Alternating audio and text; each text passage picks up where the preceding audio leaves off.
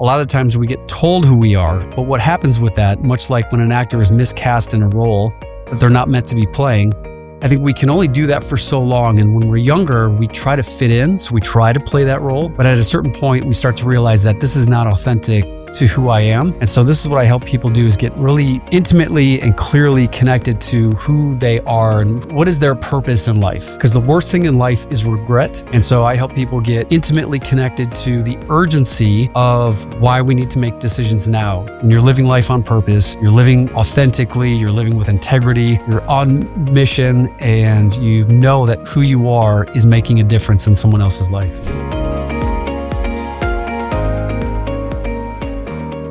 Welcome to the Firestarter Podcast. I'm Willa, Kammerer. Today we're talking about how to command the room, influence others, and build unshakable confidence. And to have that conversation, we are joined by my friend, Hollywood actor, inspirational leader, and all-around stand-up guy, Colin Egglesfield. Colin, welcome to the show. Thanks for having me, Willa. So Colin, I've heard you speak a few times and, know a little bit about your backstory. When our viewers, are watching this episode, they might see this, really confident guy. But, from what I understand, super confident. That's me. What I understand, that hasn't always been how you've shown up. Can you walk us a little through your backstory and, what led you to where you are today? Yeah, I mean, my story, and I've said this quite a bit. I never thought I would be. I never thought I'd find myself in Hollywood doing TV shows and movies. My background, I've been working in Hollywood in the entertainment industry for the past 25 years. And I kind of fell into it because growing up in a small little town outside of Chicago, I was planning on going to medical school. And I always had this dream of like traveling and seeing the world, but I just didn't really know what that would look like. And I think sometimes we find ourselves in a situation in our life where we know that there's more out there. There's something that we may not have discovered yet and that we're capable of doing more. I just didn't know what that looked like at 20 years old in college. And I randomly heard on the radio about a come to the Model Search America, the Davenport Holiday Inn. And so I went to this thing and then graduated. And before you knew it, I was in Milan, Italy, doing runway shows for Giorgio Armani and Versace. And then I ended up in New York City, and they started sending me on some commercial auditions that required no acting whatsoever. And so I started going to some of these things. I started booking these auditions, and my agent said, "Have you ever thought about doing TV and film?" And growing up in school, I always was just, intimidated of getting up in front of the class to give like a book report, or I tried doing a couple of plays growing up because my sister was really into theater. But every time I tried that, just getting out in front of a group of people, I just would start to hyperventilate. And it was like it just was not a comfortable experience. And I just felt like, well, that's just the way it is. And so I'm just going to focus on things in life that don't require me to be in front of people. But I realized as I got older that was limiting. And I met other people who were just, it was very comfortable for them to get up in front of an audience. So like, if I were to ask you growing up, were you comfortable getting up in front of audiences? Is it something that you liked, or was it natural for you? No, not at all. Same kind of hyperventilating, like raise the hand in English class and kind of like just that feeling. And honestly, I mean, still today, if you would ask me, but I think it's like, I feel like it's this kind of like experience of just, it's a muscle, right? It is. And what I learned when my agent said, "Have you ever thought about taking an acting class, maybe just to see if you like it?" I was like, sure, why not? And what was great about this was that when I jumped into this acting class, it was the first time that I realized that if you just learn some frameworks of like, there's, when it comes to getting up in front of an audience, first of all, you've got to know your content, you got to know your lines. But once you memorize the lines and you know what to say, then that takes some of the pressure off because you know what you're there to do. You know what story, as an actor, you have to analyze the script. And we do this analysis of understanding what story are you telling, what character are you constructing that needs to be that character to fulfill the role that you're playing. And so I started to realize that by constructing the character that I needed to play to tell the story that I was meant to tell, I realized that you could do this in your own life. So, and it translates really well to anyone in any circumstance, whether you're in business or whether you're in a relationship. And so I just started getting more confident being around people and being able to articulate and communicate more about who I was. And so I would recommend an acting class to anyone because it helps you get out of your comfort zone. And like you said, a lot of it is just the reps of getting up in front of an audience. And a big part of it too is learning to let go of the need to be perfect. And with acting class, we do exercises, and this is what I do with some of my clients because I teach a lot of this, these non-acting stagecraft techniques to business owners and speakers and coaches. Because a lot of the times you may be great at what you do as a coach, and you may want to grow a speaking business. But it took me a good 5 to 8 years to learn some of these strategies and techniques to feel comfortable enough to start booking professional acting work.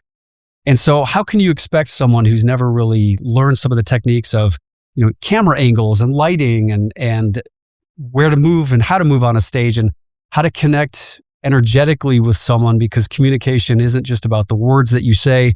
It's about tuning into someone's energy and really starting to understand what is called subtext. And subtext is the thought underneath the words that you're actually saying. So this is what I teach in my Beyond Impact communication classes. And I help speakers and coaches and executives get ready for keynotes and that sort of thing. So that's where I find myself. I'm still acting. I'm now starting to produce my own movies. But in between all of this stuff, I love to share a lot of these things, these techniques and insights that have helped me overcome my fear of being in front of audiences and being in front of the camera to other people who I see are struggling with the same thing. And what I say is you don't have to stay stuck. You don't have to stay in this place where you feel like you're not comfortable in front of the camera or in front of audiences, because a lot of it is just some training. Yeah. And kind of keep telling yourself that same story. And I love, you said something really important, which is, kind of like letting go of the perfection. Yes. And I think that, I think so often that we can, think that confidence or even, influencing others or, being inspirational, that it's something that, you have to kind of figure out it's something outside in, versus inside out. Yeah. And, I think a lot of, what you share, what I've heard you share is this experience of kind of integration and congruence with kind of getting comfortable with aligning, what's on the inside and letting that come on the outside and having that kind of be the vehicle for connecting. If you want to expand on that a little bit. Yeah, a lot of it is blending who you are, what is unique and authentic about you, and then blending that with what is your message and what are you trying to communicate to your audience. So, when we train as actors to go into an audition, casting director, when they're casting for a TV show or a movie, they're usually seeing, anywhere between 200 to 400 actors for the role. And each actor, they all have the same script, but I've been on the other side where an actor will walk in the room and every single person will deliver the line differently. So it's all about not trying to be like anyone else. It's really getting connected with who you are and what I like to do is I help people identify what their 3 core values are. And by choosing what your core values are, this is where the confidence comes in, because when you choose who you need to be or who you want to be in service of the message that you're telling or the story that you're telling that's going to make a difference in someone else's life, in your audience's life, what problem do you solve, then it gives you some leverage in the feeling or the sense of purpose. And you're not just showing up hoping that people like you or hoping that you don't screw up. You're basically showing up on a mission so that when you start to speak your words, you're not just speaking the words of what you're trying to articulate or communicate. You're showing up, like you said, fully integrated in mind, body, and spirit. So what we do with the training that I do and what I work with my clients in what we do in acting class is we get up and we move around and we use the space. We do a lot of different exercises that help us get out of our heads and into our hearts, because this is where we really connect and communicate effectively and deeply with people.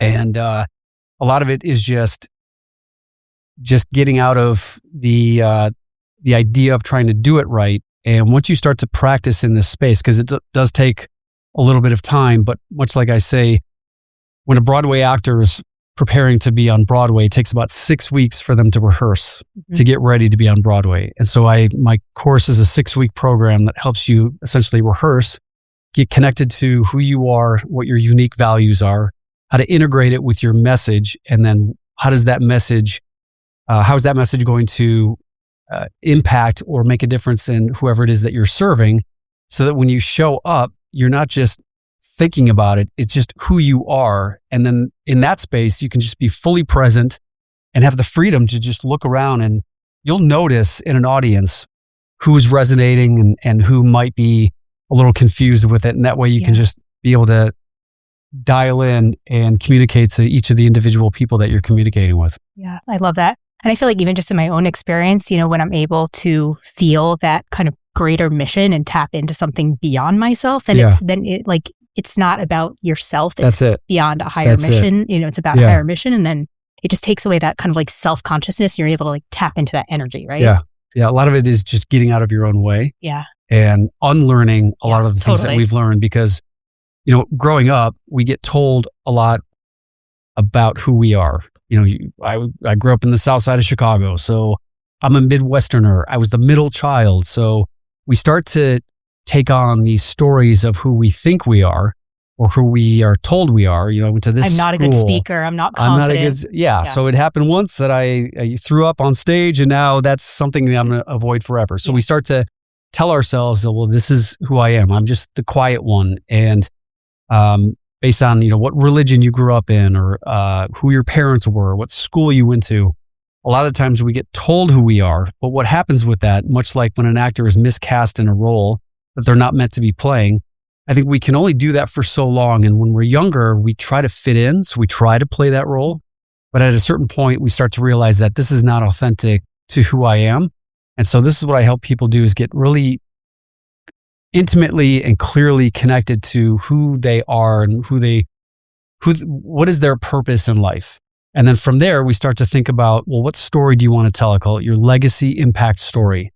And so if you think about 80 years, when you're 80 years old, or, at somewhere down the towards the golden years of your life, if you were to look back at the totality of your life and what you did, your family that you raised, the career that you had, what kind of story do you want to be proud to have told?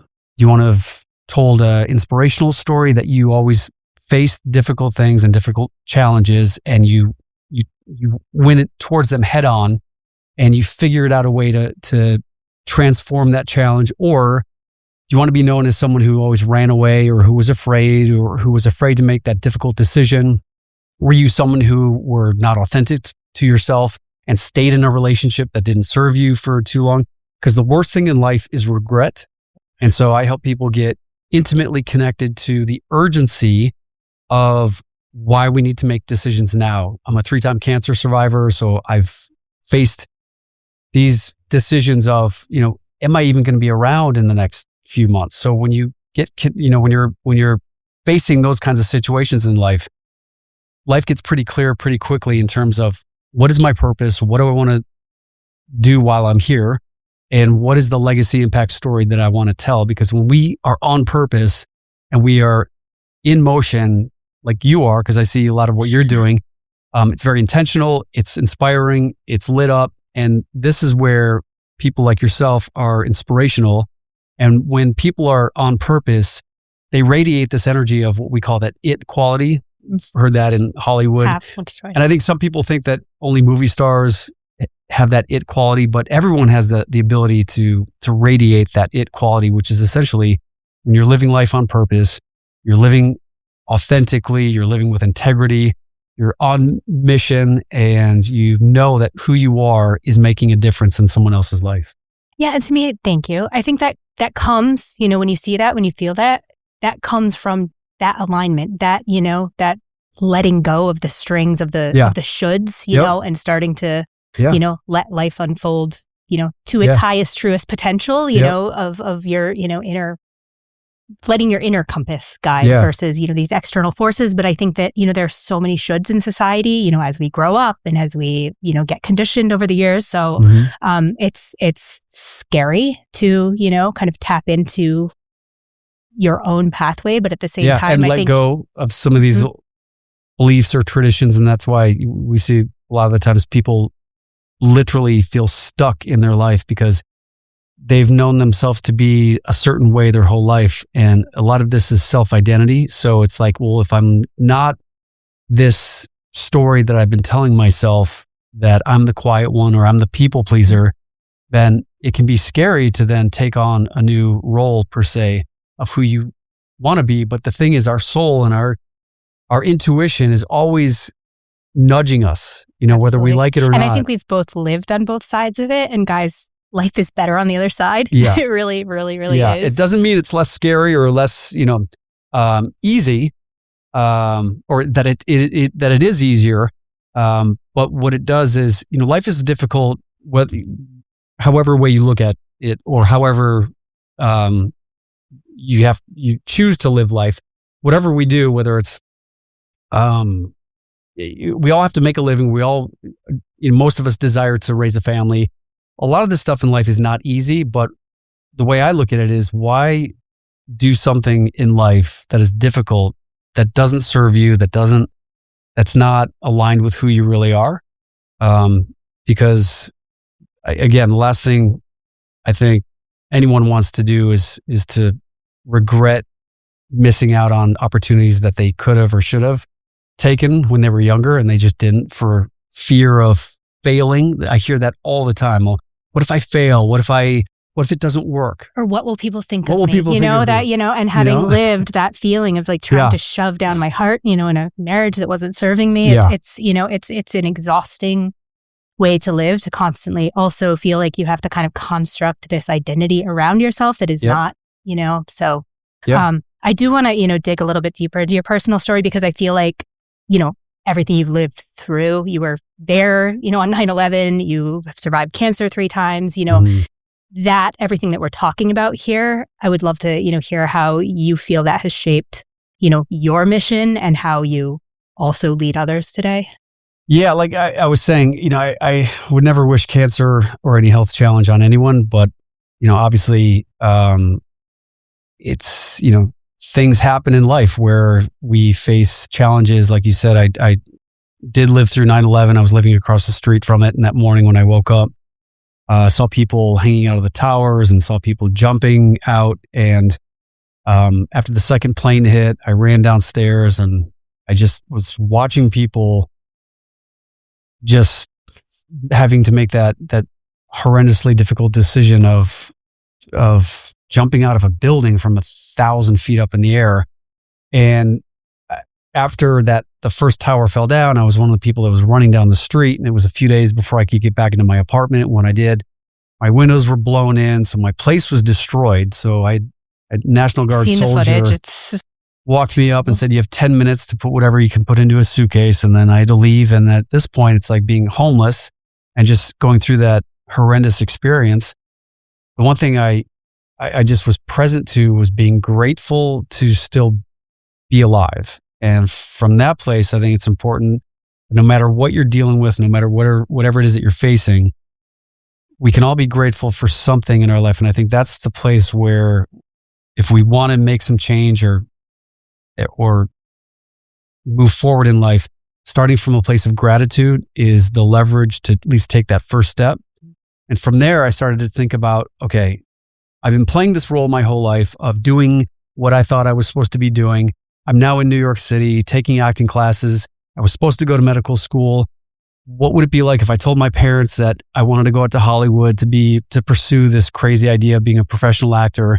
But at that moment, I was like, I was lucky to be alive. And I realized that the most important thing in life is to be authentic to yourself. And one of my first acting teachers, she said, the most important thing you can do for yourself is to honor yourself, honor your intuition, honor your authentic beliefs, because that's the way that you're going to learn in life about making or moving towards the thing that you are meant to be doing in life and towards your purpose. And of course, you're going to get feedback along the way, and it's going to pivot. You may not end up exactly where you want to be, but along the way, you're going to learn, you're going to meet people. And along the way, I just kept meeting people, and the circumstances of the acting and my acting career, it just kept feeling right. Mm-hmm. It felt intuitively that this is where I'm supposed to be. And that's why, like you said earlier, it's more about looking inward and checking in with yourself. And I think it's a continual practice. I think, alignment, congruence, whatever we call it, it's not a destination that you reach. It's like a continued practice of continuing to tune in. And as you said, kind of course correct. And, it's not going to be right every single day, but, those kind of serendipitous, I think when you follow that inner compass, things happen in your life, connections, just like, you're like, is this even my life? And it is, because you're following. Well, I think what people call serendipitous is when two people are aligned and on their paths. Yeah. And I like to call it a cosmic connection. Kismet, whatever you. Yeah. And so I think when we're aligned with our purpose, we can definitely feel like we, again, it's not easy, but if we check in with ourselves, instead of looking for outside approval or validation, every time I just kept checking back in with myself, I was like, this is where I'm meant to be. And as nervous as I am, because we're always going to have, our physical body's going to react to whatever environment we are in. We're going to be nervous. Like I still get nervous before I do a TV show or a movie. And I don't care who you are, A-list actors and even the best keynote speakers out there still get some nervous energy. And this is our bodies physically telling us that this is our soul waking up and doing its soul's work. And our physical body, this is where we've got to make sure that we are maintaining our health and wellness, so that when we do show up, that we're not necessarily listening to our bodies for whether or not we should move forward or not, because our bodies are always going to be up and down, and our emotions and our hormones are always going to be wonky. Yeah. And this is why it's important to do things like meditation and working out and just eating right and eating healthy, so that we are maintaining the best physical well-being, so that when we do show up, we're allowing our soul purpose to be able to just flow through this vessel, so to speak, so that we're not necessarily basing our decisions on how we are feeling physically, because then your life is a roller coaster. So it's really just getting connected to, again, who you really are, what you're really meant to do, knowing that you're going to be facing challenges in life that are going to activate you physically. But when we start to learn how to deal with some of the physical sensations of what it means to be in front of a camera or in front of an audience, once your body starts to realize that it's not going to die, that this is not a dangerous situation, that's when the fun and the magic can happen. Thinking about it as kind of excitement rather than this, great. Same physiological response. Yeah. Well, Colin, I have loved this conversation. We could go on, but we'll have to do a part 2 at some point. Where can our listeners find you and learn more about all of your work? Yeah. So if you're interested in learning more about what I do and how I could potentially help you and serve you with what you're doing to get your message out there and become more confident in front of audiences in the camera, you can go to my website, colinegglesfield.com. I'm on Instagram. I'm pretty active there at Colin Egglesfield. And I've got all kinds of programs going on. I've got my Inspire course going on right now, which is all about it's a 6-week virtual boot camp where it helps you rewrite the story of your life. So if you're not happy where you're at, or if you're feeling stuck, if you feel like you need a little motivation, we meet on Sundays and I give you, it's a workbook. It's essentially a script where you get to write out what your act 1 is, what your act 2 is, what your act 3 is. What is that plot twist in the middle of act 2 that a lot of people will run away from, whereas your favorite actors in your favorite TV shows and movies will run towards the challenge instead of away from it. And then during this process, you start to realize who you get to choose to be in the process of becoming the type of person that is brave and courageous and able to fulfill on their soul purpose instead of running away from it. And then at the very end, I have people do their Oscar speech. So on Zoom, we dress up in our Oscar best. Love that. And then I host the virtual Oscars, and then you get to say what you win the Oscar for. So you would win the Oscar for best coach that helps people launch and scale and fulfill on their dreams. So that's what you would be winning the Oscar for. Thank you. And someone else may be winning the Oscar for best mom or best brother. And so essentially you help them get attached to that future vision of who they are, that inspires them, that leads them into an inspired future, so that it helps create that momentum to get started. So I love that. Well, thank you so much for everything. Thank you for tuning in to another episode of the Firestarter Podcast. We'll have all of Colin's info and accounts linked at thefirestarterpodcast.com. You can find us on YouTube under Willa, Kammerer at the Firestarter Podcast. Please subscribe if you enjoyed what you heard today, and also check us out on Spotify and Apple Podcasts. And if you enjoyed what you heard today, please leave us a review. It goes a long way in helping others tune into more conversations like this. So thanks so much for joining us, and we will see you on the next episode.